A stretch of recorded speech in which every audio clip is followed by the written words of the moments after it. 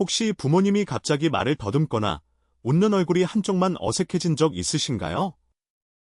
많은 분들이 이런 변화를 보면 먼저 피곤하신가 보다, 잠을 못 주무셨나 보다, 이렇게 생각합니다. 그런데 뇌졸중은 바로 그 짧은 순간에 시작될 수 있습니다. 뇌졸중은 뇌혈관이 막히거나 터져서 뇌에 손상이 생기는 병입니다. 가장 무서운 점은 통증이 크지 않아도 올 수 있다는 것입니다. 그리고 증상이 잠깐 나타났다가 사라지기도 합니다. 그래서 오늘은 가족이 꼭 알아야 할 뇌졸중 의심 신호 7가지를 차분하게 알려드리겠습니다. 겁을 들이려는 영상이 아닙니다. 오히려 당황하지 않기 위해 미리 알아두자는 영상입니다. 특히 50대 이후, 고혈압, 당뇨, 고지혈증, 심방세동, 흡연 이력이 있는 분이라면 끝까지 보시고 가족과 함께 확인해 보시기 바랍니다.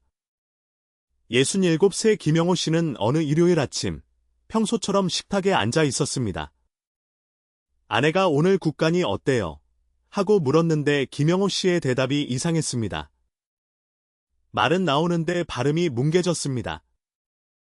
처음에는 틀니가 불편한 줄 알았습니다. 그런데 숟가락을 들려는 오른손에도 힘이 잘 들어가지 않았습니다.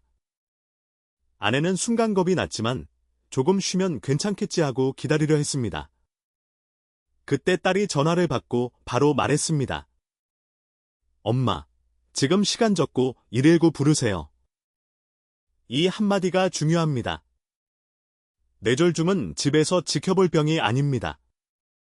증상이 갑자기 생겼다면 회복되는 것처럼 보여도 병원에서 확인해야 합니다. 첫 번째 신호는 얼굴 한쪽이 처지는 것입니다. 가장 쉬운 확인법은 웃어보게 하는 것입니다. 평소에는 자연스럽게 웃던 분이 갑자기 한쪽 입꼬리만 올라가지 않거나 얼굴이 한쪽으로 기울어 보일 수 있습니다. 물이나 침이 한쪽으로 새기도 합니다. 이때 나이 들어서 그런가 보다 하고 넘기면 안 됩니다. 뇌는 몸의 좌우 움직임을 섬세하게 조절합니다. 뇌 한쪽에 문제가 생기면 얼굴 한쪽 움직임이 갑자기 달라질 수 있습니다. 특히 고혈압이 오래 있었거나 이전에 뇌졸중이나 일과성 허혈발작을 겪은 분은 더 주의해야 합니다. 병원에 가야 하는 경우는 분명합니다. 얼굴 처짐이 갑자기 생겼다면 통증이 없어도 119를 부르셔야 합니다. 두 번째 신호는 한쪽 팔이나 다리에 힘이 빠지는 것입니다. 양손을 앞으로 나란히 들어보게 했을 때 한쪽 팔이 스르르 내려오면 위험 신호입니다. 걸을 때 한쪽 다리가 끌리거나 슬리퍼가 자꾸 벗겨지는 것도 단서가 될 수 있습니다. 손에 들고 있던 컵을 갑자기 떨어뜨리는 경우도 있습니다. 이 증상은 근육 자체가 약해서라기보다 뇌에서 팔과 다리로 보내는 신호가 막히기 때문에 생길 수 있습니다. 특히 한쪽만 갑자기 이상한지가 중요합니다. 양쪽이 다 무겁고 피곤한 것과는 다릅니다. 오른쪽 팔과 다리만 힘이 빠지거나 왼쪽 얼굴과 팔이 동시에 이상해지는 시기면 바로 응급 상황으로 보셔야 합니다. 주무르면 나아지겠지, 파스를 붙이면 괜찮겠지 하고 시간을 보내면 안 됩니다. 세 번째 신호는 말이 어눌해지거나 말을 이해하지 못하는 것입니다. 뇌졸중에서 말 문제는 두 가지로 나타날 수 있습니다. 하나는 발음이 뭉개지는 것입니다. 밥 먹었어가 분명하게 나오지 않고 술 취한 사람처럼 들릴 수 있습니다. 다른 하나는 말뜻을 이해하지 못하거나 하고 싶은 말이 나오지 않는 것입니다. 가족이 오늘 몇 월 며칠이에요 하고 물었는데 엉뚱한 대답을 할 수 있습니다. 이때 가족들이 흔히 오해합니다. 잠이 덜 깨서 그런가, 혈당이 떨어졌나, 물론 다른 이유일 수도 있습니다. 하지만 갑자기 생긴 말 변화는 뇌졸중을 먼저 의심해야 합니다. 특히 얼굴 처짐이나 팔 힘 빠짐이 함께 있으면 지체하지 말고 119입니다. 네 번째 신호는 시야가 갑자기 이상해지는 것입니다. 한쪽 눈이 갑자기 잘 안 보이거나 양쪽 시야의 한쪽 부분이 비어 보일 수 있습니다. 물건이 두 개로 보이거나 글자가 갑자기 흐려지는 경우도 있습니다. 어르신들은 이런 말을 자주 하십니다. 눈이 침침해서 그런가 보다. 백내장이 심해졌나 보다. 하지만 시야 변화가 갑자기 왔다면 눈만의 문제가 아닐 수 있습니다. 뇌의 뒤쪽은 보는 정보를 처리합니다. 그 부위로 가는 혈류에 문제가 생기면 시야가 갑자기 달라질 수 있습니다. 특히 운전 중, 계단을 내려가던 중, 길을 건너던 중 이런 일이 생기면 넘어짐이나 사고로 이어질 수 있습니다.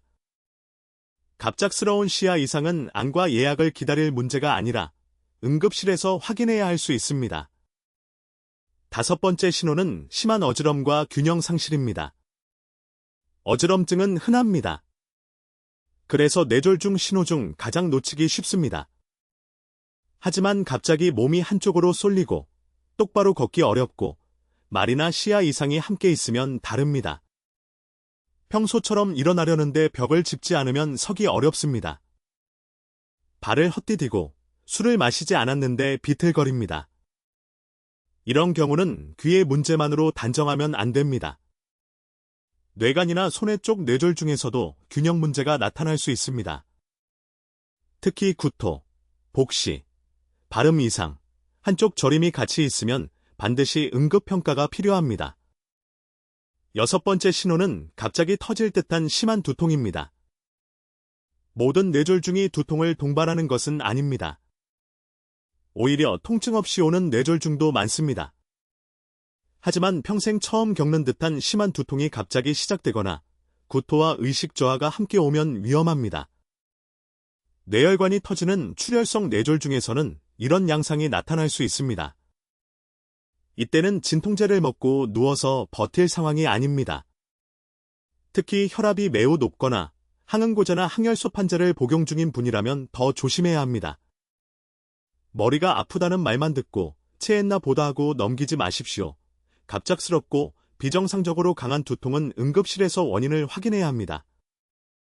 7번째 신호는 잠깐 나타났다가 사라지는 증상입니다. 이 부분이 정말 중요합니다. 말이 어눌했다가 열분 뒤 괜찮아질 수 있습니다. 한쪽 팔이 저렸다가 다시 돌아올 수 있습니다.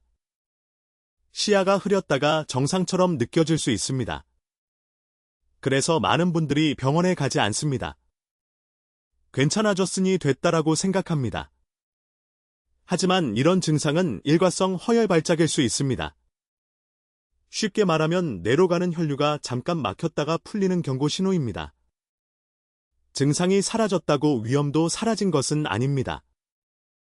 오히려 앞으로 더 큰 뇌졸중이 올 수 있다는 경고일 수 있습니다. 그러니 증상이 사라졌더라도 몇 시에 시작했고 몇 분 동안 지속됐는지 기록하고 병원에서 평가를 받으셔야 합니다. 이제 가족이 해야 할 일을 정리하겠습니다. 첫째, 증상이 시작된 시간을 적으십시오. 아침부터 그랬다보다 오전 8시 20분에 처음 보였다가 치료 판단에 훨씬 중요합니다. 둘째, 웃어보게 하고 양팔을 들어보게 하고 짧은 문장을 따라 말하게 해보십시오. 하지만 검사를 하느라 시간을 오래 쓰면 안 됩니다. 이상하면 바로 119입니다. 셋째, 음식이나 물을 억지로 먹이지 마십시오. 뇌졸중 때는 삼키는 힘이 떨어져 흡인 위험이 생길 수 있습니다. 넷째, 평소 드시는 약을 임의로 더 먹이거나 끊지 마십시오. 특히 혈압약, 당뇨약, 항응고제는 의료진 판단이 필요합니다. 다섯째, 병원에 갈 때 복용 중인 약 봉투나 약 이름을 함께 챙기면 좋습니다. 그리고 평소 관리도 중요합니다. 뇌졸중 위험을 줄이려면 고혈압, 당뇨, 고지혈증을 꾸준히 관리해야 합니다. 심장이 불규칙하게 뛰는 심방세동이 있다면 의사와 상의의 치료 계획을 지켜야 합니다. 담배는 뇌혈관을 해치는 큰 위험 요인입니다. 운동, 식사, 절주도 중요하지만 이미 진단받은 병의 약을 꾸준히 먹는 것이 먼저입니다. 오늘 내용을 한 문장으로 줄이면 이렇습니다. 갑자기 한쪽 얼굴, 한쪽 팔과 다리, 말, 시야, 균형이 달라지면 뇌졸중을 먼저 생각해야 합니다. 그리고 잠깐 좋아졌다고 안심하지 마십시오. 뇌졸중은 기다려서 확인하는 병이 아닙니다. 시간이 곧 뇌를 지키는 힘입니다. 오늘 영상이 부모님과 가족의 하루를 지키는 작은 기억이 되었으면 좋겠습니다. 이 영상은 건강 정보를 제공하기 위한 콘텐츠이며 정확한 진단과 치료는 반드시 의료진과 상담하시기 바랍니다.